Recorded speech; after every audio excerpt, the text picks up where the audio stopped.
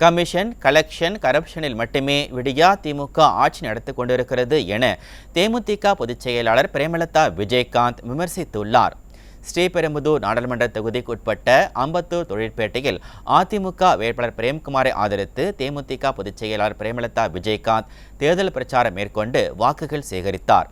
அப்போது பேசிய பிரேமலதா விஜயகாந்த், முதியோர் பென்ஷன், மாற்றுத்திறனாளிகளுக்கான உதவித்தொகைகளை திமுக அரசு நிறுத்திவிட்டதாக குற்றம் சாட்டினார்.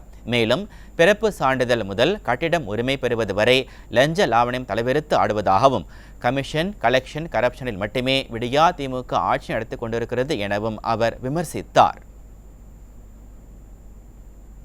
பொதுமக்கள் பட்டா வாங்குவது, பிறப்பு சான்றிதழ், வீட்டுக்கு பிளான் அப்ரூவல், வணிக வளாகங்களுக்கு பிளான் அப்ரூவல், இறப்பு சான்றிதழ், அலுவலர்களுக்கு சென்றாலும் வெறும் லஞ்சம், லாவண்யம், ஊழல் தான் நடக்குது.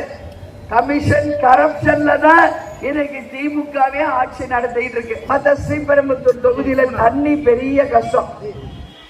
இன்னைக்கு சம்மர் வந்துட்டாலே 24 மணி நேரமும் தண்ணி 24 மணி நேரம் கிடைக்கிறது இல்லை. ஆனா மழை வெள்ளம் வரும்போது பாத்தீங்கன்னா எல்லாரும் போட்ல போற மாதிரி ஒரு நிலைமை.